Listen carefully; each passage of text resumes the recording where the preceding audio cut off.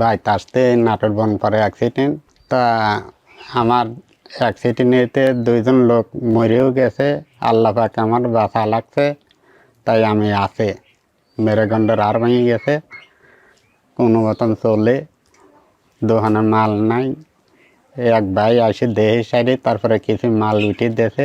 বর্তমান এখন তার ছেলে একটা একটু লেখাপড়া সঙ্গে কর্ম করি পার না, বেচাটা ছোটো একটা দোকান নিই, হয়তো পান বিড়ি সিগারেট নিই, খায় সময়তে আনবি পারিনি। এই অবস্থার পর আমার সংসারটা চলতেছে। আমি এই বুড়ি মানুষ একটু আবুদুবু পারতেছি আর কি। এই অবস্থার আপনার শাখার মানুষজন আসি, আমার এই দোকানটা সাজা দিতেছে, তারা আমার দোকানের মাল তুলে দিতেছে, দোকানটা সাজা দিতেছে, আপনার কোম্পানি থাকার লোকজন আসি।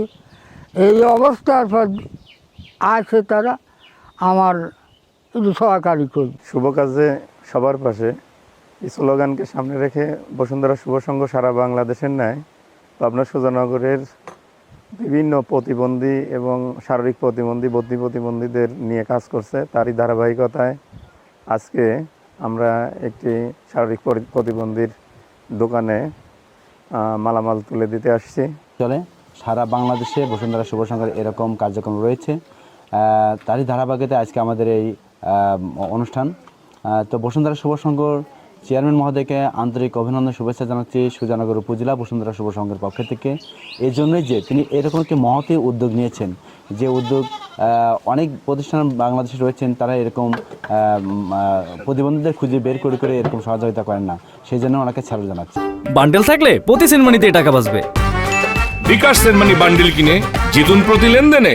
বসুন্ধরা শুভ সংঘ আজকে যে দোকানে দেখতে পাচ্ছেন, তিনি একজন শারীরিক প্রতিবন্ধী, তাকে আমরা মালামাল দিয়ে স্বাবলম্বী করার চেষ্টা করছি।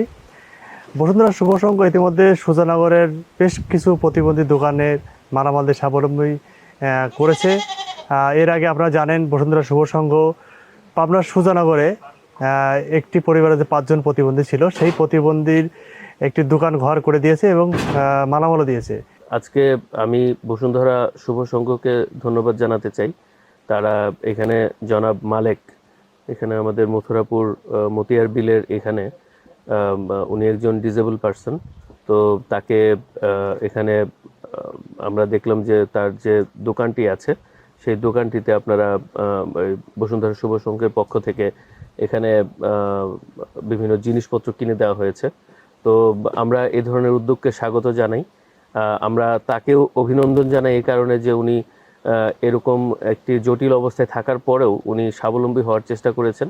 ওনার কাছ থেকে আমাদের সমাজের এবং আমাদের দেশের মানুষের আমি মনে করি যে অনেক কিছু শেখার আছে। এই জীবন যুদ্ধে হার না মানা যে সৈনিক ভাইটি এখানে আছেন, তার জন্য আমি অন্যান্য যারা সামাজিক সংগঠন আছেন, যারা বিভিন্ন এনজিও নন এবং সরকারি প্রতিষ্ঠান আছেন, তাদেরকেও তাদের ক্যাপাসিটি থেকে এগিয়ে আসার আহ্বান জানাই।